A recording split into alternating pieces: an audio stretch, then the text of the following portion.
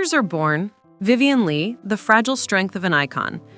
Welcome to Actors Are Born, the podcast that takes you behind the scenes into the lives of the greatest stars of cinema and theater.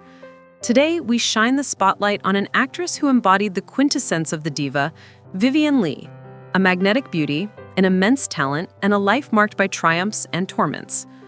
If I say Vivien Leigh, what comes to mind? Probably her as Scarlett O'Hara, the indomitable and capricious protagonist of Gone with the Wind, a role that turned her into a legend at just 26 years old and won her first Oscar. But Vivien Leigh was so much more. She was an actress of incredible depth, capable of moving from the heroines of sparkling comedies to the tormented characters of Shakespearean tragedies. Born Vivien Mary Hartley in Darjeeling, India on November 5, 1913, she showed a passion for acting from an early age. After her studies at the Royal Academy of Dramatic Art in London, her talent did not go unnoticed. It was in the theater that her star began to shine, and it would be on a stage that the encounter that would change her life would take place. He was Laurence Olivier, the greatest English theater actor of his generation. The meeting between the two was love at first sight, an overwhelming passion that would lead them to become the most celebrated and fascinating couple in the world of entertainment. A pity that both were already married, but their love was stronger than any convention. And after obtaining their divorces, they married in Santa Barbara in 1940, with two exceptional witnesses, Katharine Hepburn and the screenwriter Garson Kanenin.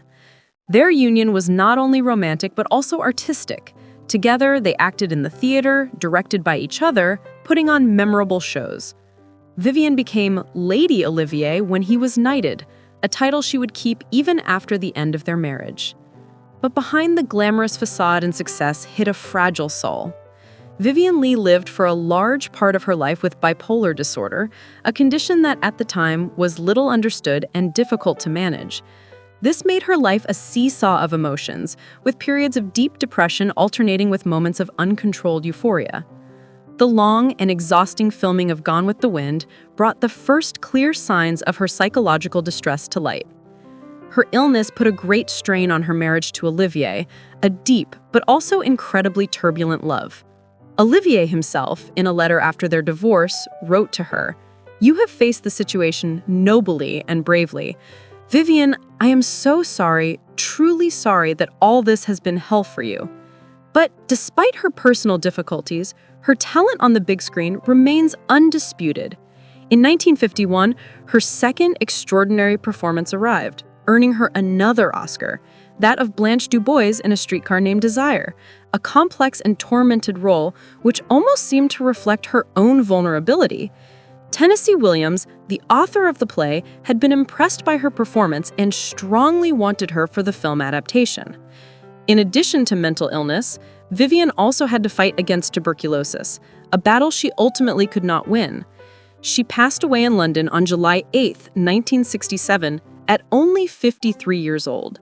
That day, in her honor, all the theaters in London's West End dimmed their lights for an hour.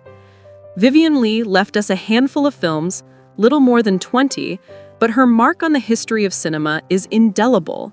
She embodied unforgettable characters, from the strength and determination of Scarlett O'Hara to the desperate fragility of Blanche DuBois.